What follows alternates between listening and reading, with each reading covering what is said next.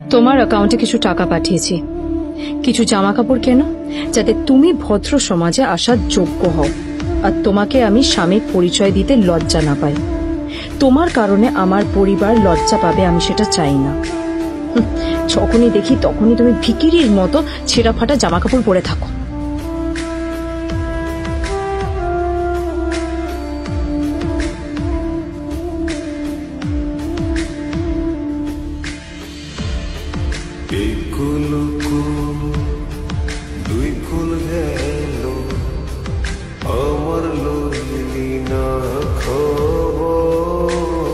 ভাই, পৃথিবীতে এমন লোক আছে কি দিমাগ দেখলি? হ্যাঁ, কাজকর্ম তো কিছু করার নেই, আর কিছু করেও না। শুধু চলে এসছে আমাদের ম্যাডামকে রাখাতে। এই 1 বছরে না কিচ্ছু বদলায়নি। আরে আমি তো ভেবেছিলাম যে এর সাথে ম্যাডামের আর কোনো সম্পর্কই নেই, কিন্তু না, এখন যা দেখছি উল্টে ম্যাডামের মাথায় উঠে নাচছে। আমার মাঝে মাঝে মনে হয় এদের দুজনের বিয়ে কিভাবে, আর বিয়ে তো অনেক পরের কথা। 2 বছর হয়ে গেল, এদের এখনো ডিভোর্স হলো না। আমার তো ভাবলে কিরকম অবস্থা। যা বলেছিস।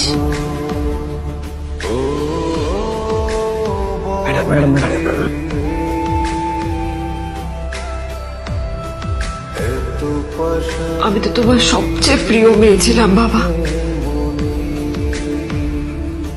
তাই তাই আমি সবসময় ভেবেছি যে তুমি আমার জন্য যাকে সিলেক্ট করবে সে সব থেকে শ্রেষ্ঠ হবে।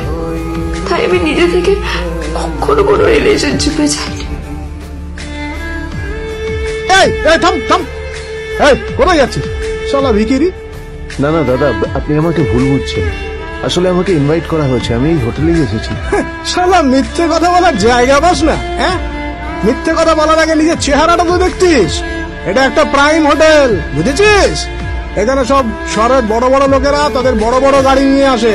শালা তোর মতো একটা ভিখিরি একটা ফ্যাট প্যাটে হাওয়া বের করা বাইক নিয়ে চলে এসছিস, আর আমি তোকে ঢুকতে দেবো না দাদা, আমাকে ইনভাইট করা হয়েছে। আমাকে শুনুন, আমাকে একবার ঢুকতে দিন। আমাকে কি হচ্ছে কি এটা? হোটেলের গেটের সামনে এসব এসব ক্যাশ চলছে এখানে। হোটেলের বদনাম হবে না এতে? স্যার দেখুন না, এই যে ভিখিরিটা হোটেলে ঢুকতে যাচ্ছে, এই বারণ কিছু শুনছে না স্যার। শালা, আপনি কি করতে আছেন? কে কি হচ্ছে দেখি দেখি কে? Extremely sorry sir. Sir sir আপনি একটা ইনফর্ম করেননি কেন? আপনি আসবেন জানলে তো আমি নিজে রিসিভ করতে আসতাম আপনাকে। ঠিক আছে, আপনি ব্যস্ত হবেন না প্লিজ। জানোইনি কে?